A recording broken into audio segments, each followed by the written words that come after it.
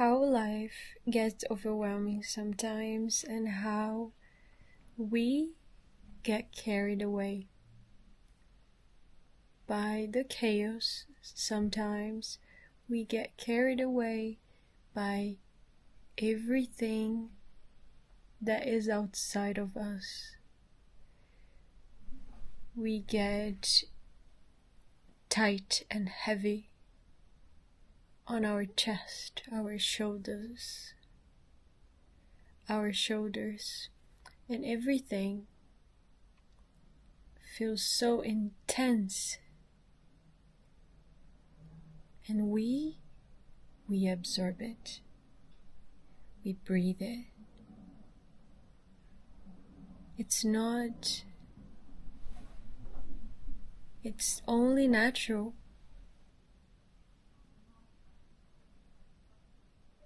It's only natural until we realize that there is another way.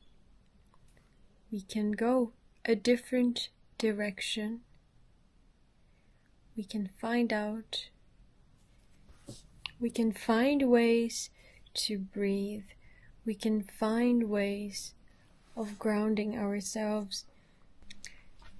It's not about toxic positivity, but it's about honoring your emotions and honoring the moment that you are going through. Because sometimes it's the way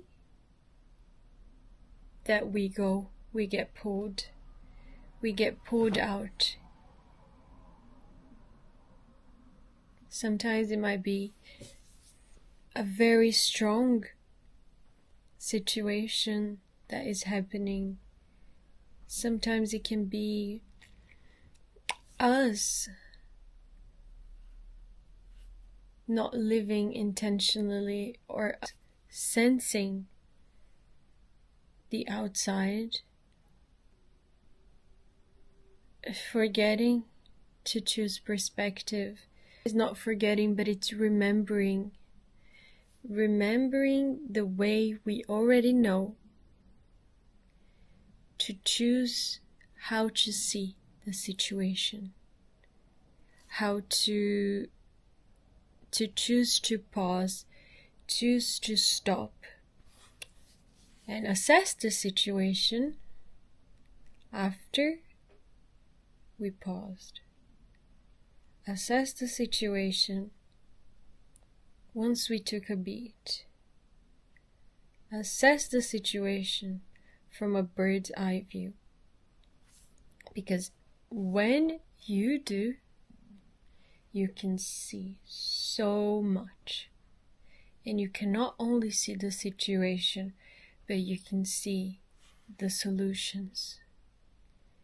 You can see how you perhaps got there, and you can see how you can let it pass through you. Let it slip away. And it's by taking a breath instead of going straight to the autopilot. I am guilty of this. Usually if I have something in my life, I go and I start to move instead of pausing. But I have learned to stop and face it. I have learned to stop and to take a beat, to stop, to come back to my body, to breathe, to look at myself instead of hear whatever it is. And choosing a different perspective is something that comes, and you do not have to rush this moment of choosing how is this bad? Is this good? How can I see this situation differently? Is the cup half full or half empty? And there's always a way out. Even if you perhaps cannot see it now, there's always a way. If there's no A, B, there's C, there's D. And the more I stop, the more I stop, and the more you stop, the more you choose stillness. And that stillness can be meditation or cycling. That stillness can be a walk that is intentional. It's easy to say this, but often that's what we experience. It's one thing thinking about it, that in reality, yes, when you put your energy into being, into simply being, that's when you can harvest. And clarity is on your side because you're safe. Grounding yourself is always the way to create room for the intentional choice. I'm always here touching my chest because I believe that by being aware, we can be more who we are. And how do we listen to the heart? The more you relax, the more you understand how emotional regulation is key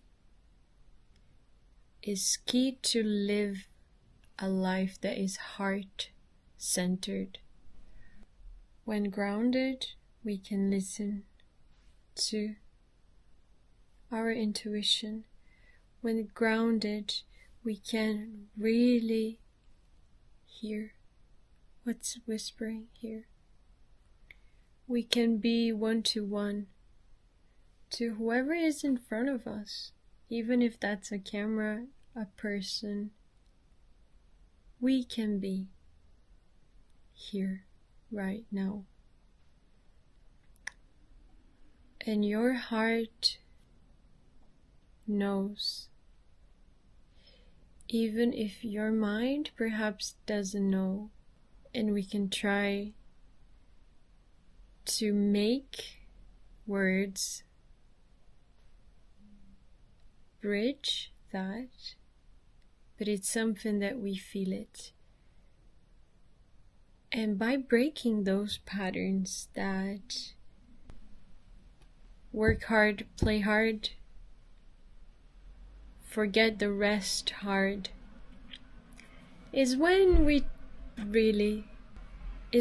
choose life.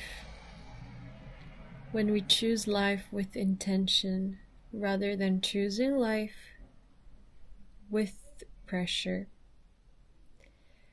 And we choose, and mostly when we clarify what matters. Because when you are very aware of what's going on in your surroundings, and you're very surrounded, and you're very aware of what's going on here in your heart, that's when you truly know what matters to you. You truly know when you're doing something that resonates with you and when you're doing something that doesn't resonate with you. When you're nurturing yourself every day, you're nurturing relationships that are, in fact, good for you.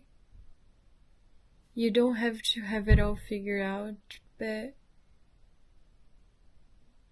when you are present, not only with your breath, but with the little whispers that your body's giving you, the little cues, even if they are very simple cues of being hungry, being full, being tired, being thirsty.